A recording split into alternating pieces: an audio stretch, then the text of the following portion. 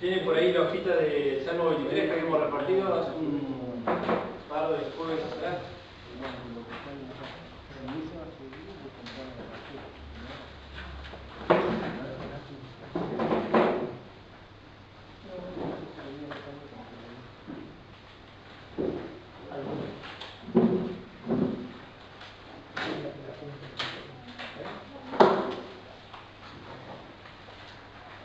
Muy bien, teniendo ahí la hojita, vamos a hacer un trabajo práctico, pero antes de empezar con el trabajo práctico vamos a ver uno de los métodos de estudio. Ahora habíamos visto que los métodos de estudios tenían tres partes.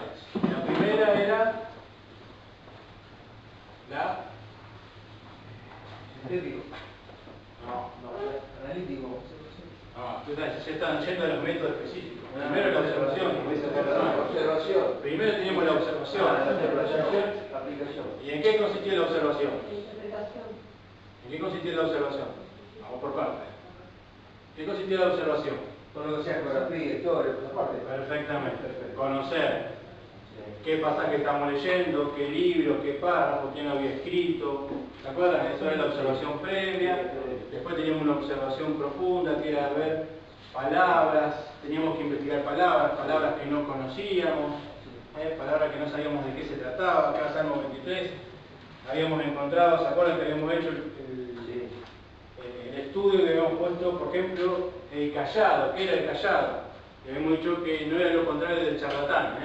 El cayado era un palo que se usaba para poder ayudar a las ovejas, para poder rescatar la oveja. Entonces, en la observación, nosotros tenemos que buscar palabras que desconocemos el significado para poder interpretar. Porque no podemos interpretar, no podemos saber qué es lo que dice el autor, esto es la interpretación, si no sabemos de qué está hablando. ¿Se acuerdan que también habíamos dicho que muchas veces tenemos que revisar no solamente los sinónimos, sino también ver ejemplos de la geografía o de la biología, de la zoología? Ahí habíamos dado el ejemplo cuando Isaías dice serán como las águilas, y teníamos que entender qué significa. Y cuando decíamos como las águilas, veíamos que ahí era un ejemplo, ¿se acuerdan? Siempre que se dice cómo, establece una comparación. Y teníamos que ver el objeto que era comparado. Entonces, en este caso eran las águilas. ¿Qué tiene de relevancia de las águilas para compararla con mi vida? Sí. O sea, es una especie de narración de historia bíblica. La observación.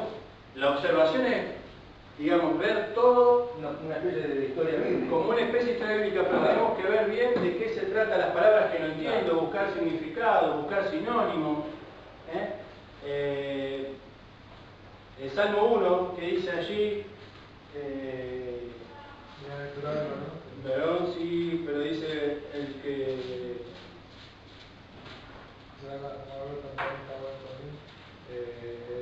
sí, pero... El tamo, eso, ahí quería llegar.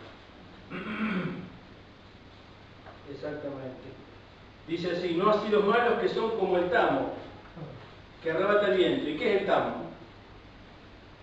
Bueno, entonces tenemos que buscar un diccionario y ver qué es el tamo. El tamo es como el polvillo que se levanta cuando uno barre, ¿sí? Y lo queda debajo de los muebles. Bien, sí, una pelusa, algo así que flota. Bueno, eso se refiere a eso, ¿no? A ver qué específicamente qué es. Tenemos que buscar en un diccionario y ver de qué se trata. Entonces, no puedo compararlo, no puedo decir, el que no cree es como el tamo. ¿Qué significa esto? Tengo que ver cuál es el objeto comparado, el tamo en este caso, para ver cuál es la enseñanza que tiene, para ver cuál es la interpretación. ¿No? Si decimos Salmo 42, así como el ciervo brama por las corrientes de agua, así clama por Dios el alma mía. Bueno, ¿por qué clama el ciervo por las corrientes de agua? Porque tiene sed, tiene necesidad de agua, está pasando una etapa de sequía en la región y pasa buscando por las corrientes de agua saciar la sed. Entonces, entendiendo esto, yo hago la comparación. Así mi alma tiene o debería tener sed de Dios. ¿Se entiende?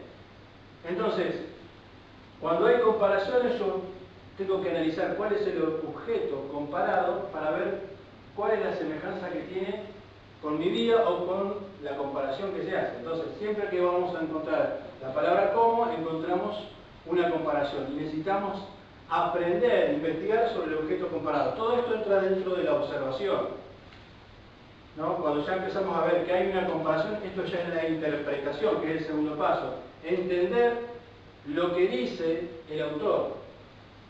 Entender qué está diciendo, qué es lo que quiere decir. Y la tercera parte es la aplicación.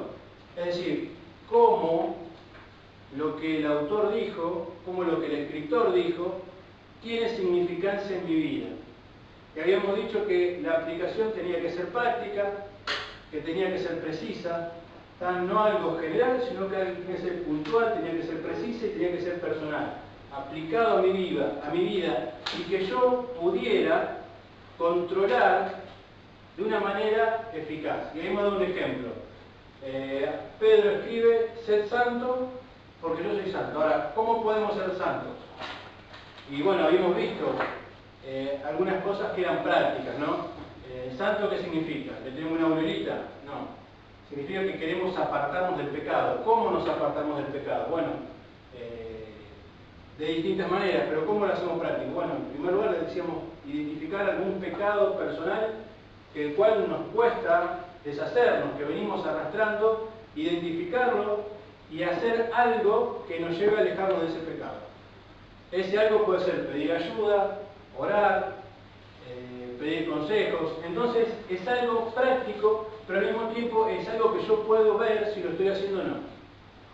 Es decir, si dentro de lo práctico tengo que leer la Biblia, porque la aplicación que tengo es que tengo que leer la Biblia todos los días, eso es práctico y es puntual y es específico. Yo tengo que leer la Biblia. Si no la leo, no estoy aplicando la palabra. Si hay un día que no leo, es porque estoy equivocándome nuevamente en el camino. Entonces, dijimos, el método consiste en 3 puntos: la observación, la interpretación y la aplicación. Estos 3 puntos se van a dar siempre y se van a dar en ese orden. No se pueden alterar. ¿Por qué? Porque yo no puedo aplicar algo que no interpreté. Y si yo no tengo una observación correcta, puedo hacer una mala interpretación. Y una mala interpretación me lleva a una mala aplicación. ¿Me explico con esto? Entonces, estos pasos son sencillos, pero al mismo tiempo no se pueden alterar. Esto consiste, o es el fundamento del método de estudio bíblico. Observación, interpretación, aplicación. Si no, corremos el riesgo de llegar a una aplicación equivocada. Una observación equivocada me lleva a una interpretación incorrecta y me lleva a una aplicación errónea. Entonces, teniendo en cuenta esto que es lo básico, sí vamos a empezar hoy con el método sintético. ¿Qué es el método sintético? Bueno, el método sintético es un método de estudio que lo que trata de formular es una estructura que contiene el libro, el texto o el párrafo que nosotros estamos estudiando. Cuando ustedes no entienden algo, pregunten, porque este método es la base de los otros métodos. Es decir, los métodos que vamos viendo después van a ir agregando cosas sobre este método, pero la base es este método.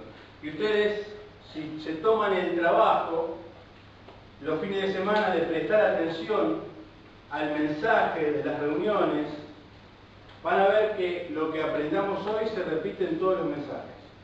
¿Por qué? Porque esta es la base de todos los estudios, ¿no? Método sintético. Entonces, tenemos la definición. ¿Cuál es la definición del método sintético? Es un estudio que formula una estructura alrededor de un tema. Y esa estructura tiene varias divisiones. 2, 3, 4, obviamente más de una. ¿No? Entonces, ahí vamos a poder sacar la enseñanza. ¿Por qué la importancia? Porque es la base de todos los métodos de estudio. Y es lo que nosotros vamos a usar. Si vas a preparar, como decía Alexis, a partir del mes que viene empieza la materia de homilética. ¿Qué es homilética? Homilética es la técnica de preparar mensajes. Ustedes ya dieron hermenéutica, que hermenéutica es herramientas para interpretar la palabra de Dios. Y nosotros con método estamos en el medio. Somos el paso intermedio entre hermenéutica y homilética. Los dos tienen palabras difíciles, el nuestro es un título sencillo. Entonces, vamos con el método sintético a preparar. ¿Por qué es importante? Porque preparamos el campo para la hermenéutica, para la homilética, perdón. Preparamos ahí el estudio para la homilética. ¿Cómo hacemos el desarrollo? En primer lugar viene la observación del texto. ¿Está? ¿Qué vamos a tratar de encontrar en la observación? Bueno, básicamente va a ser lo mismo que en la observación que vimos al principio. Vamos a tratar de buscar toda la información que sea necesaria. ¿Qué hacemos después? Buscar el tema central del párrafo, del libro, del pasaje, del texto que estamos estudiando, buscar el tema central. ¿Qué es lo que quiere decir el autor? ¿Cuál es el mensaje que nos está dejando? Una vez que encontramos cuál es el tema central, vamos a ver que alrededor de ese tema central podemos encontrar divisiones o estructuras. Y esas divisiones o estructuras nos van a responder acerca del tema central. Por eso es necesario que todo estudio con el método sintético tenga un título. Y ese título tiene una conformación especial. Ese título va a estar formado por una palabra que nosotros en el método sintético llamamos relacionante, y esa palabra relacionante está unida al tema central. Yo les voy a repartir.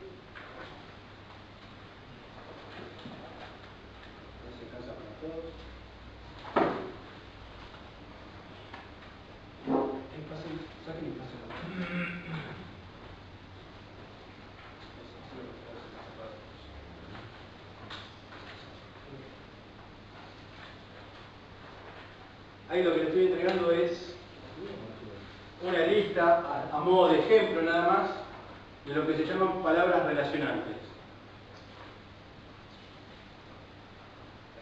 ¿Para qué nos van a servir las palabras relacionantes? Para formar el título del estudio. Hay algo fundamental, y es que el título del estudio tiene que responder a las preguntas ¿cuáles?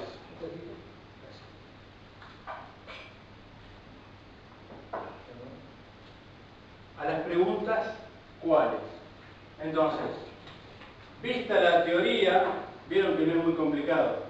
Quizás hay cosas que no se entienden todavía, pero la teoría es bastante sencilla. Vamos a ir a la parte práctica. Vamos a Salmo 23.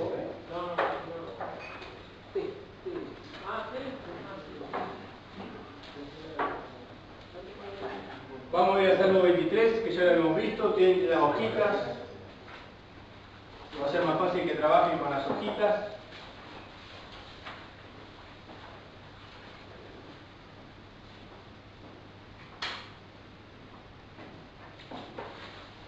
Salmo 23 es un salmo conocido, así que nos vamos a evitar la observación, porque ya básicamente tenemos casi todos los conceptos, ¿no es cierto?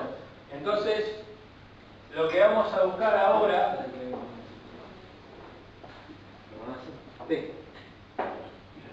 es el tema central. Y ahora necesito que ustedes puedan pensar y me puedan decir cuál es el tema central del Salmo 23.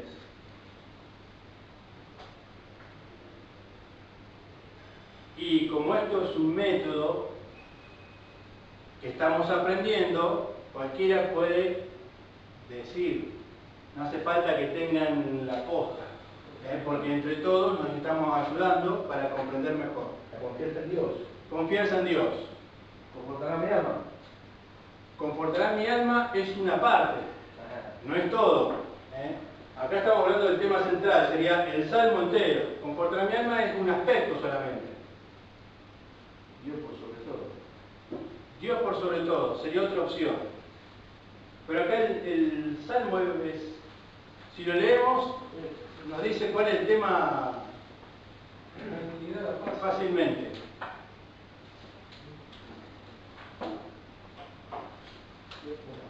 Dios como pastor. No es complicado, no hay que buscar la quinta pata del gato, es sencillo. Dios como pastor. Ese sería el tema central. ¿No? Entonces ponemos Dios como pastor.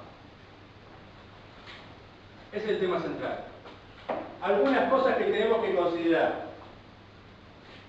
Cuando ponemos este título,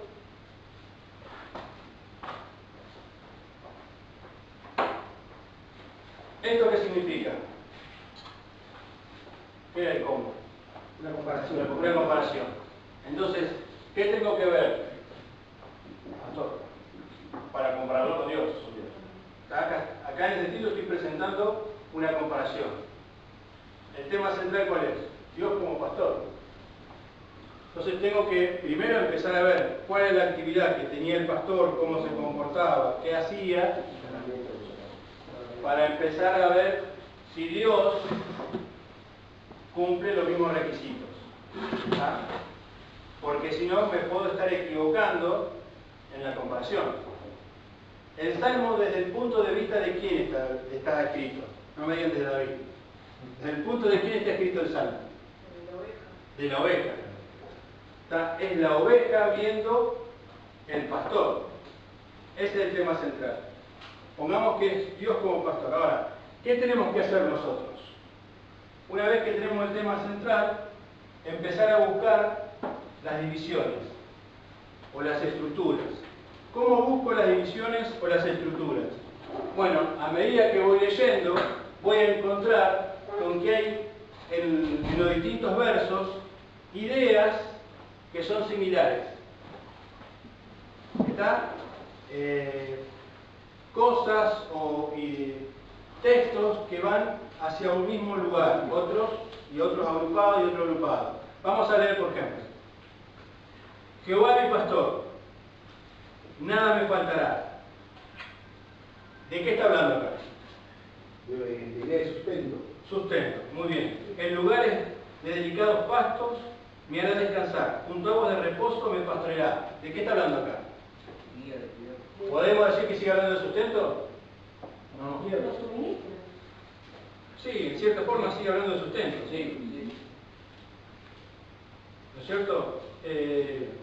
Confortará mi alma, me guiará por senda de justicia por amor a su nombre. Sustento. Aunque ande en valle de sombra de muerte, no temeré mal alguno, porque tú estarás conmigo. Tu vara y tu callado me infundirán aliento. Protección. Bien. Seguridad. Protección, seguridad. Vamos a hacer así. Entonces, una división puede ser, dijimos, sustento. La otra dijimos... Eso tiene un nombre, se llama lluvia de ideas, cuando uno va tirando todas. Bien. Seguridad, protección.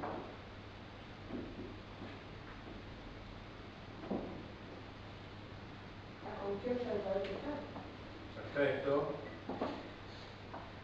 Después dice, aderezas mesas delante de mí en presencia de mis angustiadores. Unges mi cabeza con aceite, mi copa está rebosando.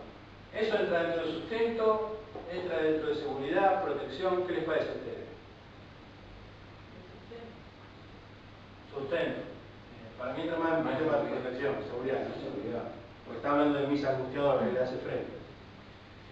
Y después dice, versículo 6, ciertamente el bien y la misericordia me seguirán todos los días de mi vida y en la casa de Jehová moraré por largos días. ¿Qué les parece a ustedes? ¿Entra dentro de sustento, de seguridad, o hacemos algo distinto?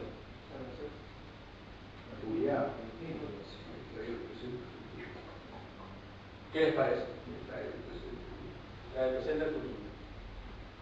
Es una promesa. Una promesa.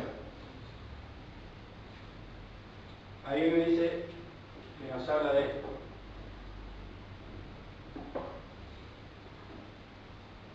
Presencia. En la casa de Jehová moraré por las días. No habla del futuro. Entonces, ¿cuál es el tema central? Dios como pastor. ¿Cuáles son las divisiones? El sustento, la seguridad, su presencia. Ahora, ¿cuál sería el título que nosotros le ponemos a este estudio? Y dijimos que el título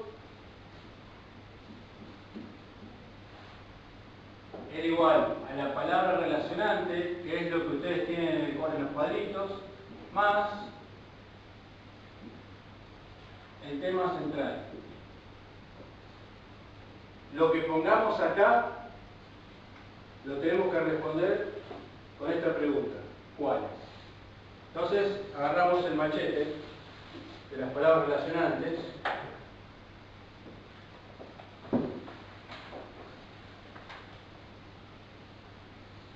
y buscamos. Tengo sustento, tengo seguridad, tengo presencia. ¿Cuáles de las palabras que están acá me pueden servir más apropiadas a esta? Yo puedo decir Actitudes. ¿cuáles? Ataques. ¿De actitudes, no? La parte de actitudes. Actitudes. Vamos primero con ataques. Ataques de Dios como pastor. No va. ¿Cuál le he dicho vos? Actitudes. Actitudes de Dios como pastor. Bueno, ¿cuáles son las actitudes? ¿Cuáles son las actitudes de Dios como pastor? Bueno, nos sustenta, ¿lo puede hacer? Nos da seguridad, nos permite estar en su presencia. ¿Puede ser? Entonces, esa sería un buen título. Características de Dios como pastor. Si ustedes se fijan en el apunte, ahí dice los beneficios de tener a Dios como pastor. Y básicamente está lo mismo. Nos habla de protección, de provisión, que sería sustento,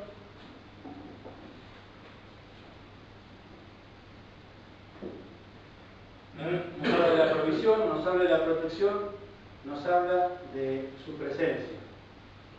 Básicamente llegamos a lo mismo. Entonces, si yo le pongo beneficios o cualidades, yo me pregunto ¿cuáles? ¿Cuál es el beneficio? Su protección. ¿Cuál es el beneficio de tener a Dios como mi pastor? Su protección, tener su presencia, tener su provisión.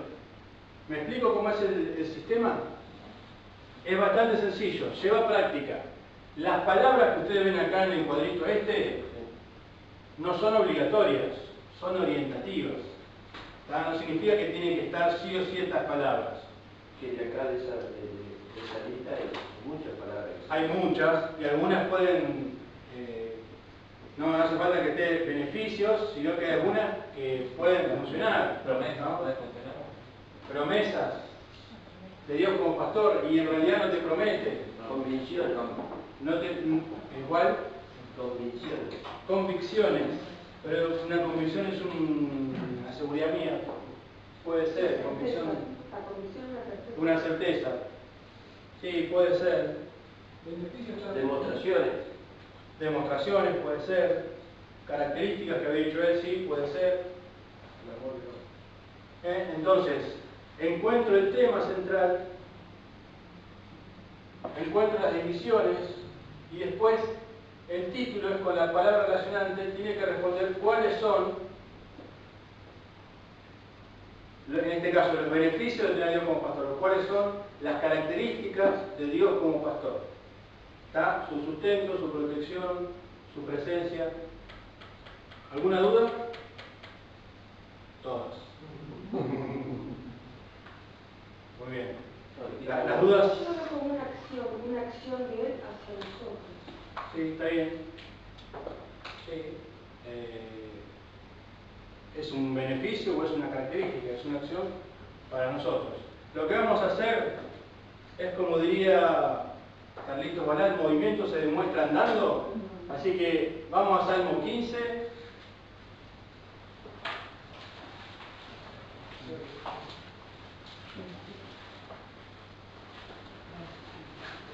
La ventaja que vamos a tener en ver los salmos es que no vamos a evitar la parte de la observación. Así que vamos a ir directamente tema central, divisiones y títulos.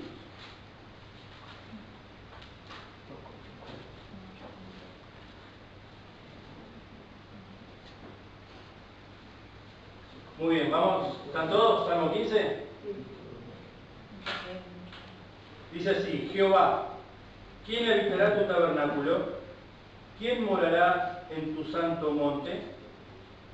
El que anda en integridad y hace justicia, y habla verdad en su corazón.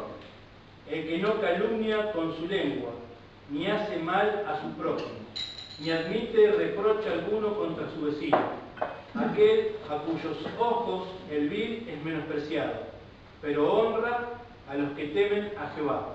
El que aún curando el daño suyo, no por eso cambia. Quien su dinero no dio a usura, ni contra el inocente, admitió cohecho. El que hace estas cosas no revelará jamás.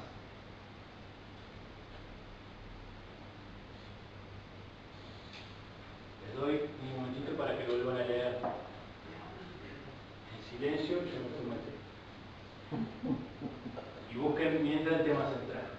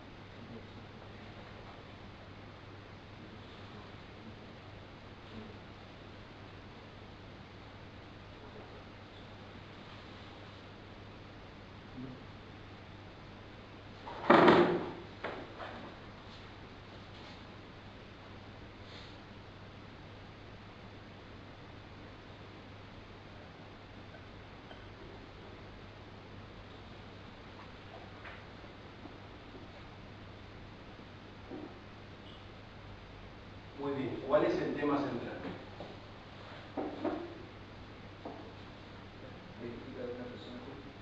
Yo ya sé el título. ¿Cómo? ¿Cuál es el tema central? Característica de una persona justa. ¿Pero qué sería el título? Ya respondí. ¿Cuáles son las características de una persona justa? El íntegro habitará en su presencia. ¿Quién habitará en su presencia? Limpio de corazón. Limpio de corazón. Muy bien. Pero el tema central es ¿Cuál es el tema central? ¿Quién habitará en su presencia? ¿Quién estará en su santo monte? Vamos a ¿Quién es digno, digamos? Está bien, pero ahí estamos dando preguntas, no estamos diciendo el tema central todavía. Estamos dando preguntas que nos están llevando al tema, pero no estamos diciendo el tema. Habitar. Ordenanza. Ahí estamos llegando. Ordenanza. No. Ahí lo que dijo Nico estamos llegando. ¿Quién va a Eso es habitar? lo correcto. ¿Quién A ver, es digno? ¿Quién es digno? El tema central, ¿Quién es digno de habitar? Habitar en su presencia. En su presencia. habitar en su presencia, es el tema central. ¿De qué habla? ¿Cuál es la pregunta que se hace cuando arranca? ¿Quién habitará en tu tabernáculo? ¿Qué era el tabernáculo? El tabernáculo era la tienda móvil en la que ellos, durante su peregrinaje por el desierto, desarmaban y armaban en lugares que Dios les decía. ¿Pero qué se manifestaba en el tabernáculo? La gloria de Dios, la presencia de Dios. La Shekinah. ¿No? Entonces, ¿Qué representa el tabernáculo? La presencia de Dios. Entonces, el salmista está diciendo, ¿quién puede estar en la presencia de Dios? Entonces, ¿cuál es el tema central acá?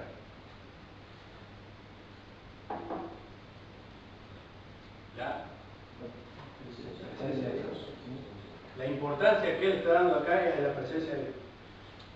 ¿No? Y entonces, como dijo Maxi, el título ¿cuál puede ser? ¿Cómo había dicho Maxi? La característica del justo. Es decir, características para habitar en su presencia, o para estar en su presencia. Y entonces hay una serie de características. Y yo pregunto, ¿cuáles son las características? ¿Y cuáles encontramos? Vivir correctamente, ¿verdad? Integridad, verdad. ¿Qué más? El no calumniador. No calumniador. Está ahí con la calumnia. La calumnia tiene dos partes. El que la dice y el que la escucha. Porque si yo quiero decir algo y no tengo a nadie que decírselo, no se lo voy a decir a nadie. La calumnia empieza cuando hay un oído dispuesto a escuchar. Entonces, acá este hombre, una de sus características es que no dice calumnia, pero tampoco la escucha. No forma parte del circuito de la calumnia. ¿Por qué? Por acá dice, no admite reproche alguno contra su vecino. No me van a decir nada de los demás porque no me interesa. Tiene principios. Fíjate, dice, aquel a cuyos ojos el vil es menospreciado, pero honra a los que temen a Jehová. Es decir, diferencia perfectamente quién es vil y quién está delante de la presencia de Dios. Y tiene principios, dice, el vil es menospreciado. ¿Por qué? Porque está lejos de Dios. No tiene menospreciado, como dice la palabra, es tener menor valor, menos precio. ¿No? Entonces está diciendo, no tiene validez, no tiene valor, no tiene importancia que sea un amigo mío. No puede ser amigo mío porque no está a mi altura. No porque hace separación, sino porque los principios de Dios no son los mismos. ¿Está? Sin embargo, dice que honra a los que temen a Jehová. Hay principios en la vida de este hombre que no se negocian. Fíjate, dice, no dio su dinero a usura, dice, ni el que juró y aún en daño suyo no cambia. Y esto nos habla de una persona que es íntegra, ¿no? Dice, prometió algo y eso lo perjudica y aún así cumple. ¿No? Es una característica de esta persona. Si se comprometió en algo y ese algo no lo favorece, él igual lo va a cumplir. ¿Viste cómo te pasó alguna vez? Te dicen, vos lo podés llevar a fulano a la casa, vos que te el auto, llévate que de pasada. Sí, dale, ¿de dónde vive? En Alto Verde. Ah, yo vivo en San Tomé, me queda de paso. Pero yo me comprometí en llevarlo. Entonces yo digo, no, ¿quién va para Alto Verde? Nico, vení, vos que vas para Alto Verde. Se lo endoso, ¿no? Le pongo una estampilla, que lo lleve otro. Sin embargo, acá dice, el que ni aún no conviniéndole cumple lo prometido. Si no me conviene, pero bueno, di mis palabras. Entonces, voy hasta Alto Verde y después vuelvo a mi casa. Un ejemplo grotesco, pero quiero que vean lo que significa esto, ¿no? Ni aún, aunque sus beneficios se haya perdido, deja de cumplir lo prometido. Bueno, estas son características de una persona que quiere estar en la presencia de Dios, que quiere morar con Dios. Entonces, ¿cuál es el tema central? ¿La presencia de Dios o morar con Dios o estar delante de la presencia de Dios? ¿Cuál es la palabra relacionante que podemos usar acá? Características. Y entonces nos respondemos, ¿cuáles son las características? Bueno, la integridad, la verdad, el no prestarse a la calumnia, ¿no? Como empezamos a enumerar, esas son las divisiones.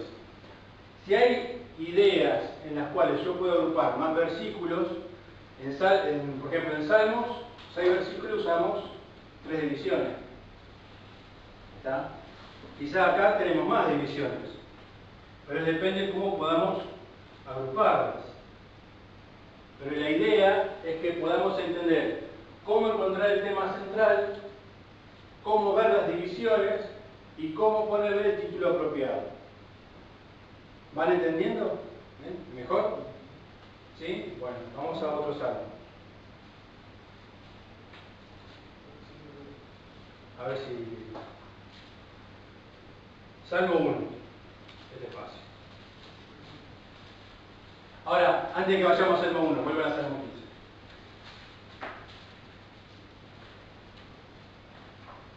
15. Vimos el título, característica del hombre que quiere estar en la presencia de Dios. Ahora fíjate, Jehová, ¿quién habitará en tu tabernáculo? ¿Quién morará en tu monte santo? El que anda en integridad y hace justicia, el que habla verdad en su corazón, el que no calumnia con su lengua, ni hace mal a su prójimo, ni admite reproche contra su vecino. Aquel a cuyos ojos el vil es menospreciado, pero honra a los que temen a Jehová. El que aun jurando en daño suyo, no por eso cambia. Quien su dinero no dio a usura, ni contra el inocente admitió cohecho. Esto es soborno, cohecho. El que hace estas cosas no resbalará jamás. Ahora fíjate cómo, entendiendo el título y el tema central, la lectura del Salmo ahora tiene otro sentido. Como una vez que encontraste el tema central, vas leyendo el Salmo y vas diciendo, esta es una característica, esta es una característica, esta es una característica. Te vas respondiendo y vas entendiendo de otra manera lo que acabamos de leer recién. Así que vamos a hacer el mismo ejercicio con Salmo 1.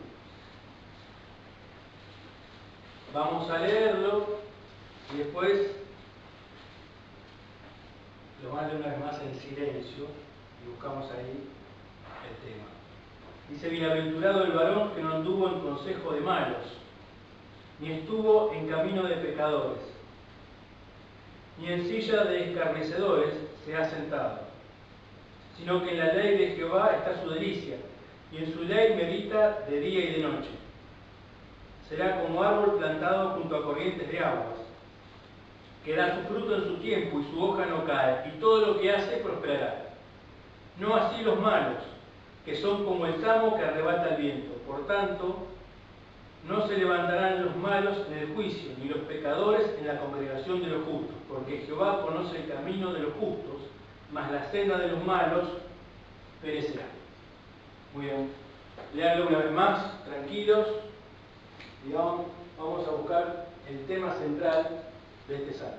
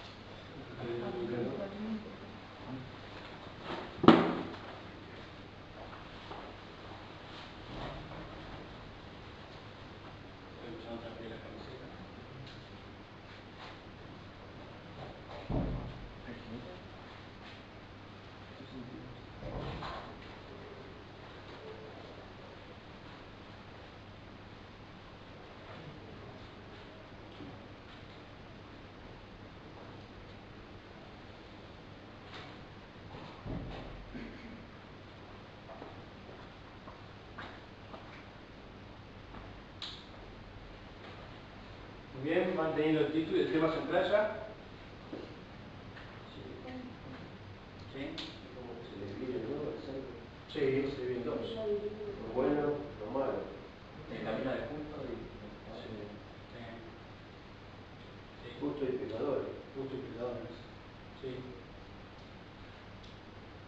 coincidimos todos en lo mismo, ¿no?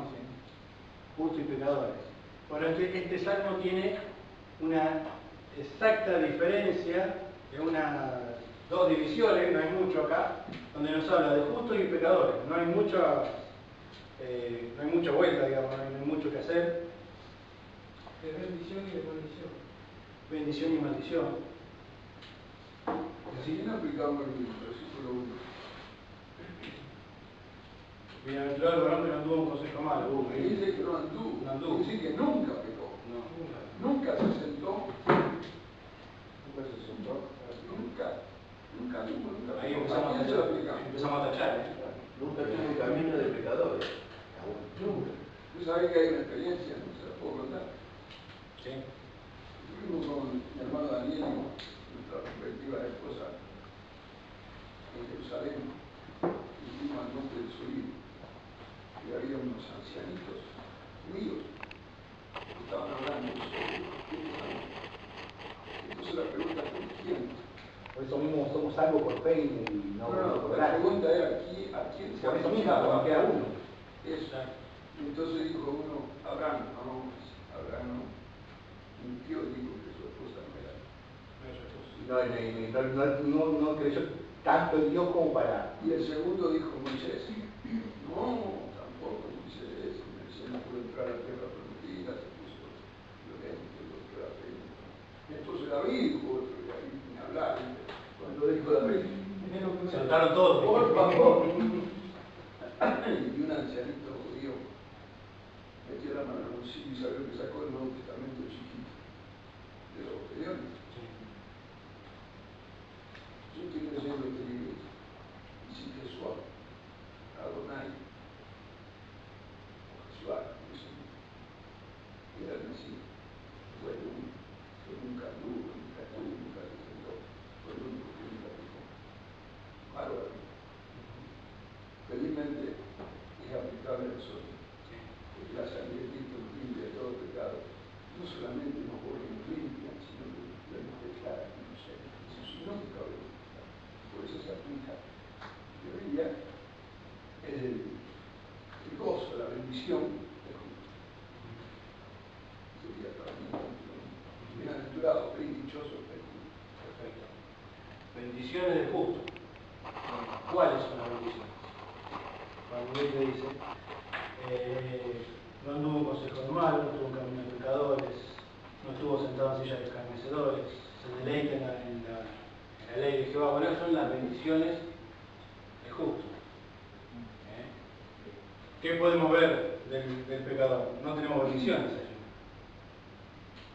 No podemos decir bendiciones del pecador. Y en el 15 también pasa lo mismo. Muy similar. En el 15 también pasa lo mismo. Claro. Ninguna posibilidad. Si no es por Cristo, ninguno Obviamente, puede llegar a Dios. obviamente. Una bienaventuranza del justo. Exacto. O sea, si decimos así, bendiciones, estamos tomando solamente los primeros 3 versículos. ¿Está? No tenemos bendiciones para el impío.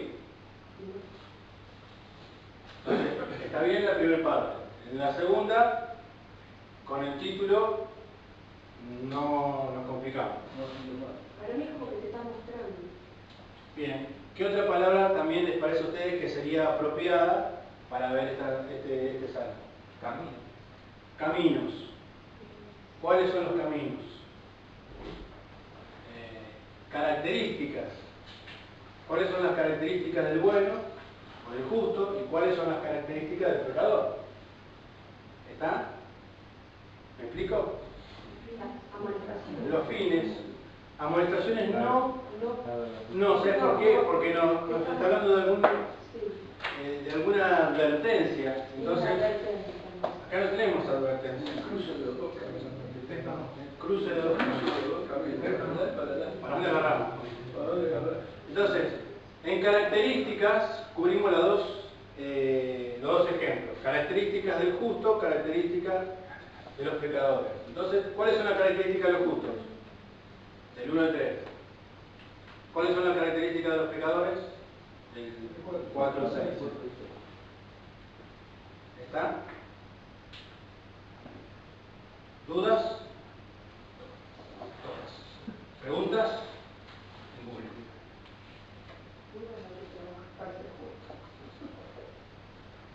Nos vamos complicando, si no, Título principal, ¿cuál sería? ¿Cuál sería el título principal entonces? Esa es la pregunta. Exactamente, esa cosa. ¿Sí lo puedo hacer? Característica de los justos y pecadores. Características del justo y pecador. Vos te respondés cuáles. ¿Cuáles son las características del justo? Bueno, no anduvo en consejo de malo, no anduvo en camino de pecadores. Formas también. Formas. ¿Cuál sería una característica del pecador? Bueno, es inconstante en todos sus caminos. No se va a levantar delante de la presencia de Dios para señalar un justo. Características. Y ahí cumplimos con las dos partes. Entonces tenemos el título, tenemos el tema central, y ahí tenemos las divisiones marcadas aquí en dos. Como veo que les gusta y van entendiendo, vamos a La palabra fin y prohibir. fines. Sí. Sí, podríamos aplicar fines. ¿Cuál sería el fines? De ser justo. Porque tenemos que tratar de ser justos. Sí, pues sería varios fines, y acá el fin del justo es uno solo. Claro, porque el malo no. Será como el árbol plantado, es un solo fin. En cambio, en características englobamos todos. ¿Está? En fines tenemos uno solo, que será como árbol plantado. Es el fin. Ahora, en características tenemos que lee la Biblia, que no anduvo en consejos, que anduvo en caminos. ¿Está? La radiografía del justo y La radiografía del justo y pecador. la tomografía. Creo que una palabra clave ahí es diferencia entre justo, o sea, entre el creyente y el incrédulo. Porque marca una diferencia muy grande entre el que sí se Dios y el que no recibe. Bien. ¿Cuál era el distinto? Bien. Del incrédulo y del creyente. Perfecto. Diferencias es una palabra que hay que tomar con cuidado. ¿Por qué? Porque cuando yo hago una diferencia, ¿qué hago? Opuesto a Pero todo eso tiene una consecuencia. Tengo porque el justo por y lo tengo tanto, el pecador. Y entonces yo voy a cada punto, estoy viendo la diferencia del otro. ¿Se entiende? ¿Cómo saco una diferencia entre un auto y una camioneta? Bueno, acá puedo llevar gente, acá no puedo llevar gente. Acá no puedo llevar cargas y acá sí puedo llevar carga. Entonces, cuando yo establezco una diferencia, tengo que comparar una cosa con la otra. Y este salmo no hace exactamente una comparación de uno con otro. ¿Está? Entonces, cuando usen el tema de diferencia o comparaciones del justo y del pecador, tengan cuidado qué van a comparar con qué. Porque puede ser que haga una comparación con algo que del otro lado el texto no lo diga. ¿Está? Es cosa que por ahí nosotros sobreentendemos que sucede. ¿No? Es obvio que si el justo no anduvo en consejo de malo, el injusto sí anduvo. ¿Está? Pero el texto no lo dice. Entonces tengamos cuidado cuando interpretamos de no decir lo que la Biblia nos dice. ¿Está? Porque si no estamos torciendo parte del estudio hacia lo que nosotros queremos decir. ¿Me explico con esto? ¿Está? Entonces, esas palabras hay que tener cuidado y ver cómo las tratamos. Por ahí sí hay pasajes donde dice, Proverbios es un pasaje, o es un libro donde sí te hace el contraste marcado entre uno y otro. Proverbios te dice, el insensato es así, el sabio es esto, el necio es esto, el sabio es esto. Entonces ahí sí pueden establecer diferencias, porque están marcadas. Ahora vamos a ver otro pasaje. Vamos a ir a Apocalipsis. Pero es un pasaje cortito.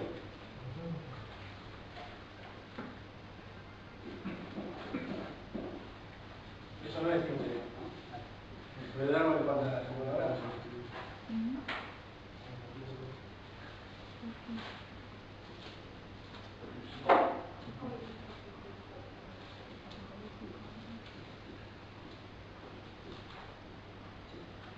Apocalipsis 4. 2.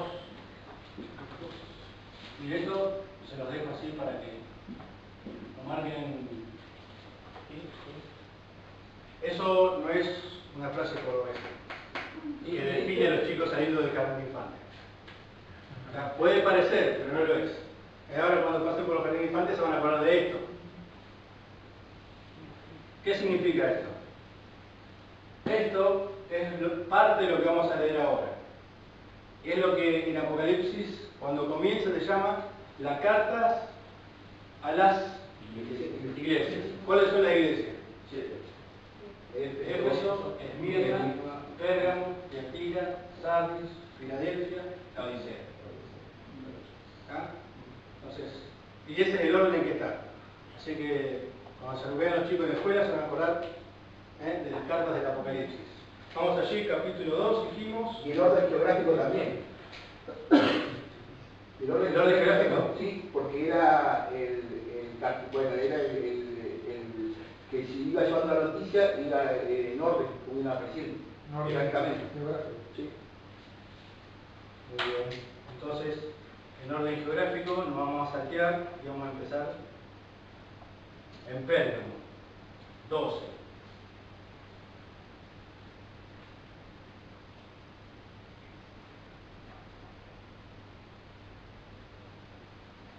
Dice así: y escribe el ángel de la iglesia en Pérgamo, el que tiene la espada aguda de 2 filos, dice esto: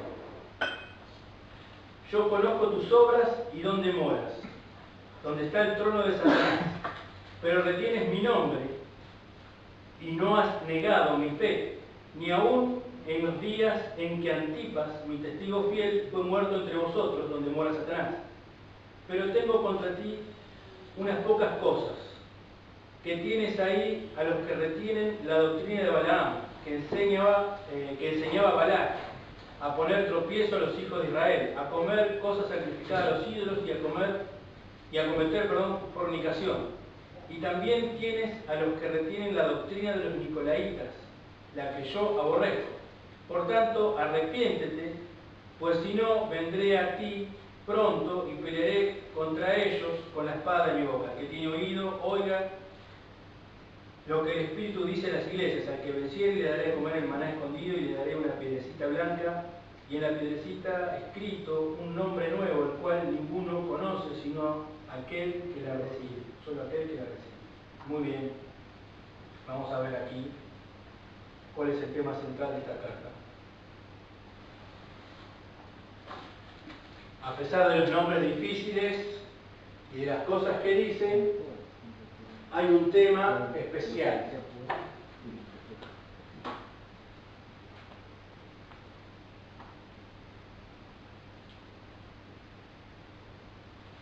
Y le voy a dar una ayuda. ¿Dos cuántos de versículos? La adoración a otros ídolos. 2, perdón. Me dijiste Apocalipsis 2. Estamos en Apocalipsis 2, 12 al 17. Dale. La adoración a falsos ídolos. Podríamos decir sí, pero les doy una ayuda. Les doy una ayuda. El mensaje central está entre las cosas que tiene a favor. Las obras. Lo que tiene a favor. Lo que decide. Alguien dijo el 14, por ahí. Ese es correcto. Por ahí estamos.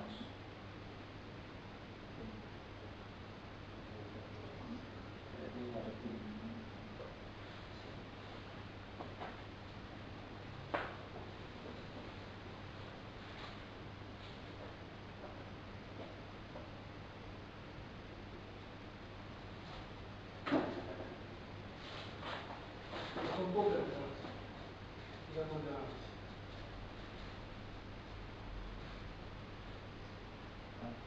Sí, la permisividad que tenían los judíos con este pueblo. Sí. A ver, por ahí vamos. Pero acá estamos hablando de judíos, estamos hablando de cristianos. Entre paréntesis, entre paréntesis, tenemos que, cuando interpretamos, tenemos que tener en cuenta cosas. Por ejemplo, no es lo mismo la interpretación del Antiguo Testamento y la del Nuevo Testamento. Hay cosas que sí podemos traer y aplicar, hay cosas que no podemos traer y aplicar tan fácilmente. Porque cuando leemos Apocalipsis, está hablando ¿para quién?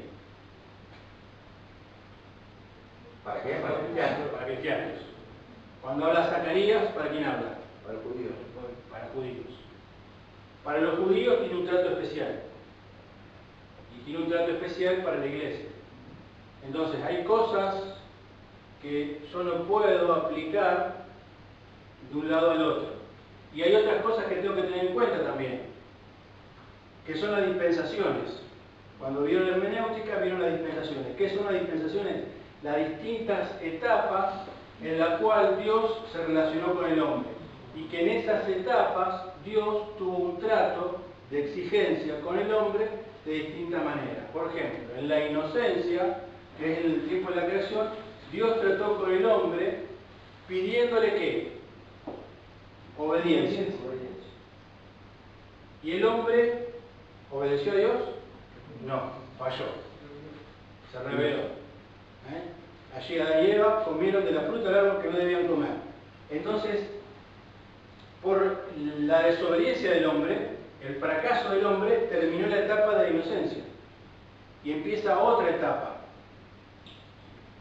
La conciencia. El hombre ahora es consciente de sus hechos, ¿no?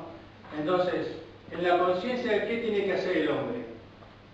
Responder haciendo cosas coherentes a la moralidad. ¿Qué es la conciencia? Lo que Dios le puso en su interior de saber qué está bien y qué está mal. Ahora, ¿cuándo termina eso? Cuando la sea de Cristo. ¿Cuándo termina ¿Vieron? Yo estoy preguntando cosas que ustedes no dieron. ¿Vieron? ¿Sí? ¿Hace mucho que lo dieron? Este grupo no dio. Bueno, entonces ahí termina con la muerte de Abel.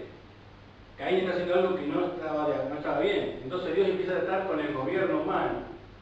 Entonces Dios le da leyes, principios, después que Caín es juzgado por Dios, ¿no? Y le dice: vas a llevar una marca en tu frente, nadie te va a matar, porque el que te mate sufrirá castigo, bla, bla, bla, bla. Después empieza a poner leyes y normas de convivencia. Entonces, ¿cuándo se rompen estas leyes? En la Torre de Babel. Entonces empiezan distintas etapas en las que Dios trata con el hombre pidiéndole cosas y el hombre fracasa. Nosotros hoy, después viene la ley. ¿Cuál es la ley? El justo por la fe vivirá.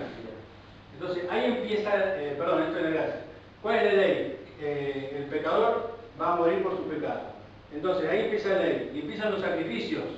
¿Se acuerdan? ¿Qué tenía que hacer un judío para sentirse perdonado por Dios? Tenía que presentar un animal sin mancha al sacerdote, lo tenía que sacrificar y la sangre del animal inocente iba a cubrir sus pecados. Y él tenía fe en que ese sacrificio lo limpiaba. La salvación siempre vino por fe, no por matar a los animales. ¿Tá? Entendamos esto, la salvación siempre fue por fe. El hombre se salvaba ¿por qué? Porque tenía fe que ese sacrificio iba a limpiar sus pecados delante de Dios. O que iba a tapar sus pecados, mejor dicho, o cubrir sus pecados delante de Dios. Tenía fe en esa acción. Entonces,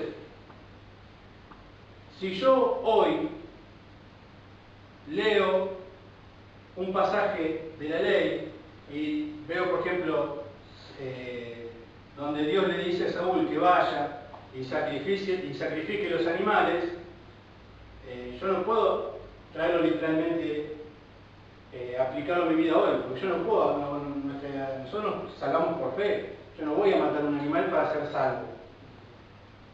¿Me explico en esto? Entonces, la interpretación también va de acuerdo en los tiempos donde fue dicho y a quién fue dicho, ¿no?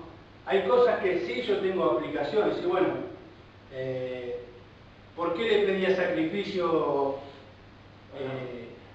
a Abraham?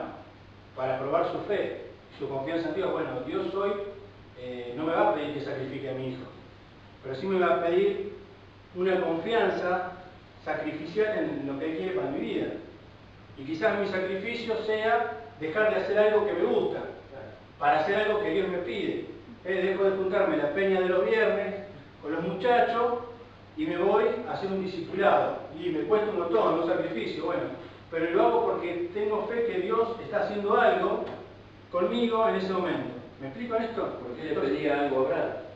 Tal vez porque Abraham dejó en segundo lugar a Dios. Entonces, ¿cómo lo podemos aplicar en nuestras vidas? La actitud de Abraham sobre nosotros es decir que tenemos que dejar a veces cosas que lo hemos dejado a Dios en segundo lugar. La confianza de Abraham, ¿dónde está? estaba? Puesta en su hijo. Y era su sucesión, era el hijo de la promesa. Tenía toda la ficha jugada ahí y Dios le pide que lo sacrifique. Después el Señor aclara, aparte, que él ya no se complacía en los sacrificios, sino en la obediencia. Perfecto. Entonces, tengo que tener en cuenta todas esas cosas cuando voy interpretando. Entonces, eso me va a ayudar, eso lo vimos en la norma de interpretación, ¿no?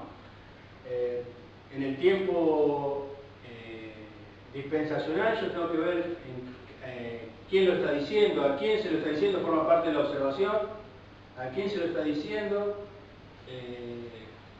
Por ejemplo, ahí en Job hay un pasaje que lo estaba buscando con Max y no lo encontré. Dice, si tu confianza está puesta en Dios, nunca te va a faltar la plata. Después se lo dejo, o vos lo puedes buscar listo por la tablet. En Job está que si tenemos confianza en Dios, nunca nos falta la plata. En Job, no sé. Plata, dice. Plata. Ahora, está muy bien eso de que planteaste y pienso que a pesar de que no nos hayan dado dispensaciones, hay que tener en cuenta los periodos de tiempo que determinó Dios, que todas empiezan bien y terminan mal. ¿Acaso el fracaso del hombre es una cosa despejada? Y habría que marcarlas un poco, ¿viste? De nuevo. Yo diría, la primera es la de inocencia. No sé cuánto duró, pero linda época, la de luchar hasta que cayó en el pecado. Caen en el pecado y entonces son expulsados, y ahí termina la inocencia. Comienza la conciencia. La conciencia termina porque todo era de continuación anual y termina con el diluvio, un gran castigo. Entonces después viene el gobierno humano que termina con la Torre de Babel. Después viene la promesa, que termina los síntomas. Empieza con Abraham y termina con la esclavitud de Egipto. Y después empieza recién la ley. Y la ley termina con el sacrificio de Cristo. Entonces nosotros estamos ahora en el mejor de todas las dispensaciones, que es la gracia, la mayor gracia, porque siempre hubo gracia, y es la gracia de la iglesia. Entonces por eso planteo que vos estás leyendo ese pasaje, tenemos que ubicarlo en la iglesia, vamos a creer a la iglesia. Muy bien. ¿Y esa parte no se da? Sí, está incluida, sí. Muy bien. Job 22:25 puede ser. ¿Cuál? Job 22:25. ¿Job cuánto? 22:25. El Todopoderoso será tu defensa y tendrás plata en abundancia. Esa.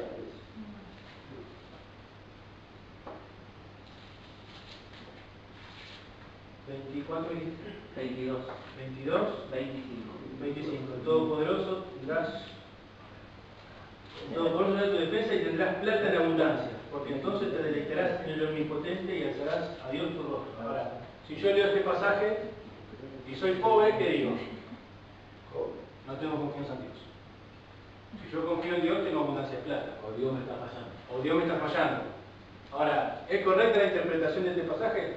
¿La que yo hice? No solamente que no es el tiempo del Job, sino que tengo que ver quién lo dijo. 22-25. Sí, es fundamental en todo meterse en el contexto. Claro. No se olviden que tenemos que leer el contexto. ¿Quién lo dijo? Un amigo de Job que estaba equivocado de acá a la China.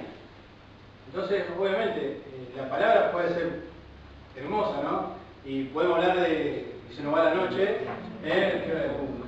del Evangelio de la prosperidad, y esto encaja perfecto, ¿no? Si confiamos en Dios, los bolsillos los tenemos que tener así. Pero ¿qué pasa? Viste que no somos dueños del mundo, pero somos ricos del dueño. Claro. Tiene toda la plata, la tiene él. La tiene, claro, obviamente. La tiene él. Bueno, pero se dan cuenta, ¿no? Interpretamos mal y podemos llegar a una conclusión totalmente errónea. Pero volvamos a Apocalipsis, donde estábamos. No piensen que me he olvidado. Apocalipsis 2. ¿Cuál es el tema central de la carta a Pérgamo? El modo de proceder en las obras. Doctrina. Por ahí vamos. ¿Tropiezos? Vamos por el tema de la doctrina. Es la aprobación de Dios. Todas las cartas hablan acerca de la aprobación de Dios. Pero vos fijate en el nombre del Señor y no niegan su fe, un pequeño remanente en medio de... Estaban en el horno. En medio del trono de Satanás y los hermanos. Ahí la palabra. ¿Vos sabías que era la doctrina de los nicolaitas. Las diosas feministas estaban Lo todas. que queremos y hagamos lo que quiera, que la gracia te cubre. Vos fíjate que ahí tenían la doctrina de quién, dice de Balaam. Sí, todo. La doctrina de Balac. ¿Quiénes estaban ahí? ¿La doctrina de qué? Versículo 15. De los nicolaitas.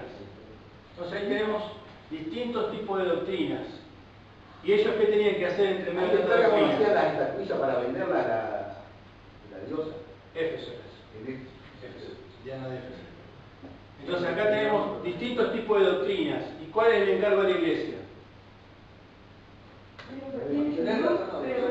Retener, lo Y poco no que he tenés. negado mi fe. Perfecto, no negaste mi fe. ¿Qué tenés que hacer? Retener la doctrina. Retener la doctrina. Estás frente a la doctrina de Balaam, frente a la doctrina de Balac. Eso algún día podemos entrar en detalle, entrar en números y ver quién fue Balac, quién fue Balaam. De los nicolaitas no vamos a encontrar mucho. Ese predicaba. Por plata, Santa Juan. Ahora, hay mucha gente que dice que estaba en el trono de Satanás. Satanás no es omnipresente. Pero si dice que estaba en el trono, Estaba establecido. quiere decir que iba de vez en cuando y se Y se sentaba ahí. Estaban en una. En el horno. Fue un caso En el horno. de un horno, sí. Estaban en el horno, literalmente. Estaban rodeados.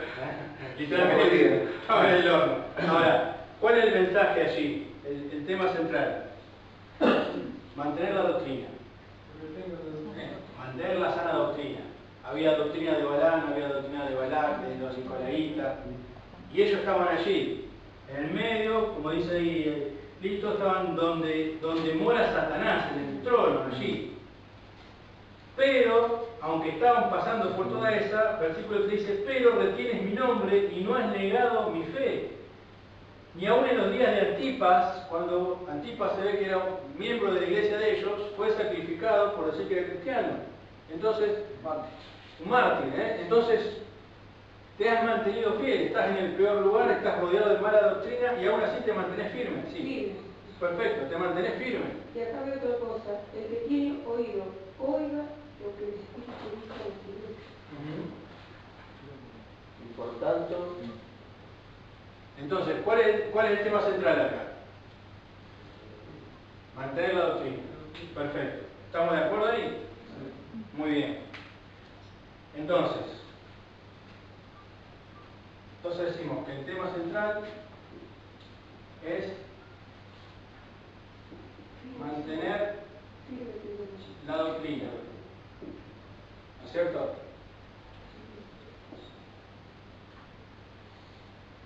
¿Qué división podemos encontrar acá?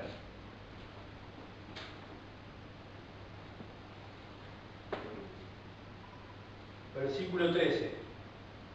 Hay que me lo lea. Yo conozco tus obras y dónde moras, donde está el trono de Satanás, pero retienes mi nombre y no has negado mi fe, ni aún en los días en que Antipas, mi testigo fiel, fue muerto entre vosotros, donde mora Satanás. ¿Cuáles son las divisiones que encontramos? Primero, mantenerse fiel. Estás donde mora Satanás, en el trono, Antipas fue un mártir de tu iglesia, sin embargo, tenés que mantenerte fiel. Mantenerte fiel. ¿Cómo mantenemos la doctrina? Manteniéndonos fieles. Primer punto. O primera división. Segunda división. Versículo 14 al 16. No lo vamos a leer. Pero es manteniéndose limpio. En primer lugar, mantenerse fiel. En segundo lugar, mantenerse limpio. ¿No? Arrepintiéndonos. Entonces, mantener la doctrina es el título central. Tenemos las divisiones. Mantenerse fiel, mantenerse limpio. Ahora, ¿cuál sería el título de este estudio? Características, no. ¿Cómo mantenemos la doctrina? Consejos, ¿puede ser? Para mantener la doctrina. Sí. ¿Cómo? Consejos para mantener la doctrina. ¿Cuáles son los consejos? Mantenernos fieles. ¿Cuáles son los consejos? Mantenernos limpios. Ahora, si vos te fijas el tono con que el escritor escribe, Es una demanda. una demanda. ¿Cómo lo decimos nosotros? Lo usamos siempre. Cuando lo apretamos ahí, lo advierto. Una advertencia a mantener exhortación. Esa es la palabra que me parece que exhortación para mantener la doctrina. La exhortación es una enseñanza. Es una enseñanza, es un consejo, es una apretada, es un consuelo, un montón de cosas en la exhortación. Entonces, acá el autor le está diciendo, te conozco, sé quién sos, sé dónde estás, tenés que mantenerte limpio. Pero hay advertencia también, porque por eso es una relación con el que Está aprendiendo doctrina y la está aprendiendo. Por eso es una exhortación. Claro, Por eso es la exhortación. Y advertencia. Porque si es, yo digo, advertencia para mantener la doctrina, ¿cuál es la advertencia? Mantenerse en pie no es una advertencia. Que yo para el título tengo que responder cuáles. Esa es la premisa del método sintético. Entonces, si yo le pongo al título advertencia para mantener la exhortación, yo digo, ¿cuáles son las advertencias? No tengo advertencia. Porque no le dice, si no haces esto, va a pasar aquello. Lo que yo encuentro sí pueden ser exhortaciones para mantener la doctrina. ¿Cuáles son las exhortaciones? Mantenerte limpio, mantenerte fiel. Entonces, ahí encontramos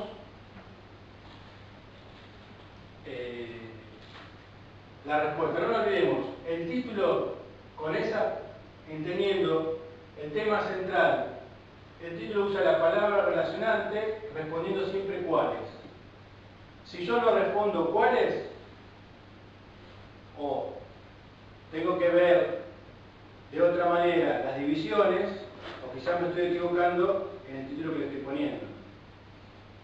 Y después vamos a ver, eso se lo van a enseñar en la homilética, pero como una regla de facilidad para recordar, siempre que usemos palabras similares es más fácil para recordarlas.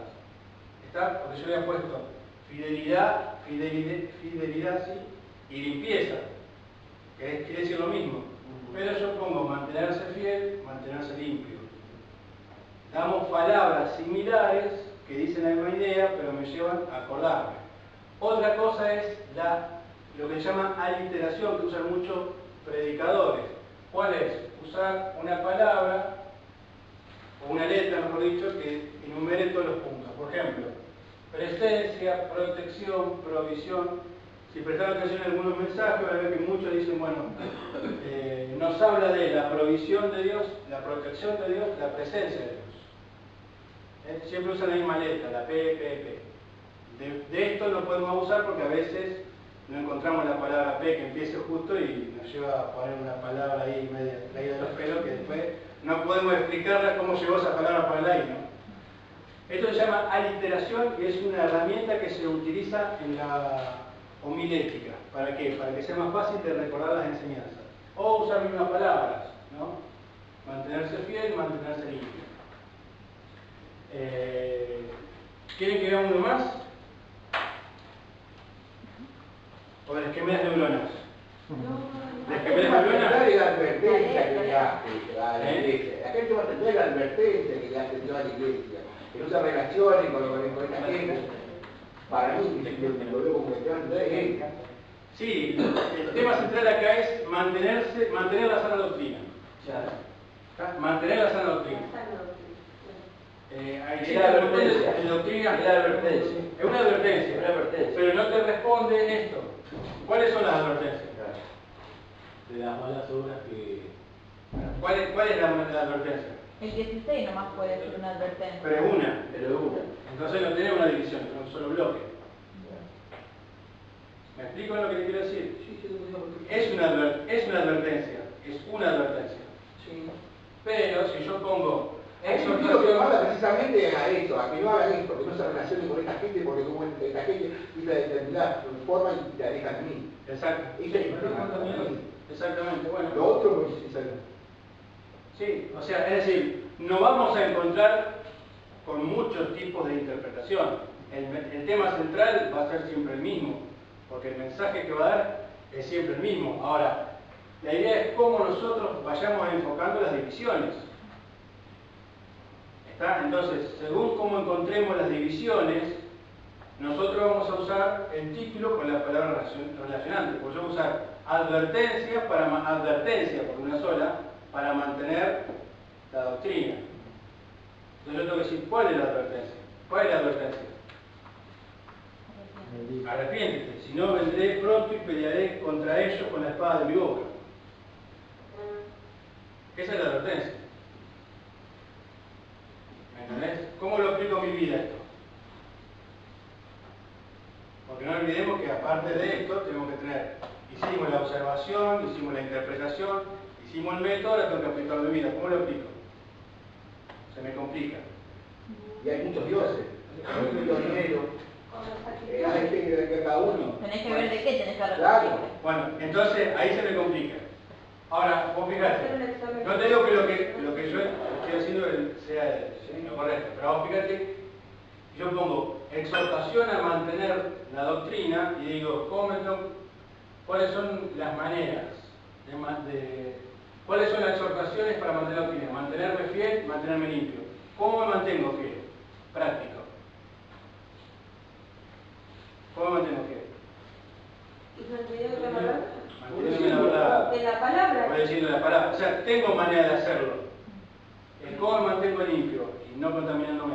Vamos a hacerla fácil para ganar tiempo. No contaminándome, no cediendo entre el pecado. Entonces, de esta manera es más fácil poder llevarlo a la práctica. Y una vez que, si es práctico, no se olviden esto, si es práctico, lo puedo llevar a la práctica, valga la redundancia, a comprobarlo, lo puedo medir y puedo saber si estoy manteniéndome fiel y si me estoy manteniendo limpio. Porque si no, es muy genérico y no lo puedo medir y no sé si lo estoy haciendo. No olvidemos que la aplicación tiene que cumplirse. Si no, no tiene sentido. Si soy genérico, nunca puedo saber si estoy haciendo lo correcto o no. Entonces tenemos que ser puntuales y sencillos. Cuando nosotros le enseñamos a los chicos que queremos que ellos oren, ¿qué le decimos a los chicos? Oren. ¿Y qué hacemos para que los chicos oren? Le damos una tablita, una guía que decimos lunes orar por los papás, martes orar por la escuela, miércoles por los hermanos, jueves por los abuelos y los tíos, viernes por la escuela. Entonces, ¿oraste el lunes? Sí. ¿Por qué tenías que orar? Por mi papá. Entonces, eso es práctico, es sencillo y es comprobable. Todo método nos tiene que llevar a ser práctico. Ahora, con respecto a la aplicación, pienso que tomando las cartas que nos enseñanza, hay una gran diferencia, por ejemplo, con Éfeso. Éfeso se planta y saca a los falsos apóstoles, los nicolaítas, todo, rotundo, solamente perdió el primer amor, ser ardiente. Pero acá la cosa está fea porque están dejando entrar la doctrina. Y eso está hablando de cuando nosotros empezamos a dejar entrar doctrina. Entonces es una bolsa de gato y estamos en una iglesia y saltamos a la otra porque nos meten dos distintas doctrinas. Y hay una sola doctrina. ¿Cuál es? La Biblia. Todo lo aclara la palabra de Dios. Sí, lo diciendo la palabra de Dios. Los adventistas, los católicos. Pero un montón. Que la verdad. Porque viste que ahí se le metía balance, se le metían los nicolaitas. Y lo dejaban, lo permitían. Entonces el Señor ahí advierte. Hay cosas que aprobar y hay otras cosas que condenan. Exactamente. Entonces, práctico, ser práctico. Ahí estamos prácticos. ¿Cómo? Nos mantenemos fiel y nos mantenemos limpio. ¿Se puede verificar? Soy fiel, sigo a Cristo. Soy obediente a la palabra de Dios. ¿Se verifica? Sí. Y sano doctrina. Me mantengo en la doctrina, me mantengo limpio. ¿Cómo? Dejando el pecado de lado. Y sabemos que eso es una lucha constante, que no es que dejamos el pecado, renunciamos como en un trabajo, mandamos el telegrama y nos fuimos. No, el pecado no va a seguir por toda la vida. Y es una lucha constante. Entonces, significa que mantenerme limpio, estoy dispuesto a luchar contra el pecado que me arrastra, contra el pecado que me seduce, que me atrae. Entonces es una lucha constante. Entonces yo tengo manera de verificarlo. Entonces esa es la aplicación práctica. Llegamos al método, encontramos el tema central, encontramos las divisiones, ponemos un título y lo llevamos a la práctica. ¿Cómo lo aplico en mi vida? Y entonces dijimos que la aplicación tiene que ser práctica, tiene que ser sencilla. Y como práctica y sencilla, tenemos una carta que es corta que se llama Filemón. ¿Quién la escuchó nombrar alguna vez? 1, 2, 3, 4, no, yo soy 5, ya me asusté, pensé que de una sola vez. Muy bien. Filemón es una carta que la escribe Pablo a, evidentemente, Filemón.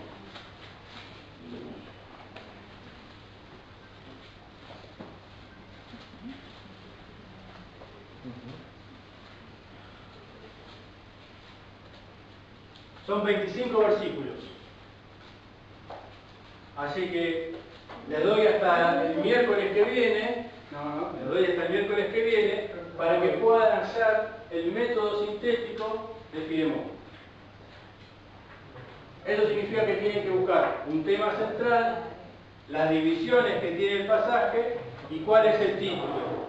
No se olviden que el título va a llevar una palabra relacionante junto con el tema central que se va a responder con cuáles. Entonces, yo voy a preguntar cuáles, lo que ustedes encuentren, y va a tener que coincidir con las divisiones que encuentren en la carta. ¿Me expliqué? Si yo encuentro 8 divisiones, o encuentro 5 divisiones, yo voy a decir cuáles son las exhortaciones, por ejemplo, y voy a tener que responder con cada una de las divisiones que haya encontrado. Es decir, acá habíamos puesto exhortaciones para mantener la doctrina. Entonces, ¿cuáles son las exhortaciones para mantener la doctrina? Y se van a responder con cada división que yo haya encontrado. Lo mismo va a pasar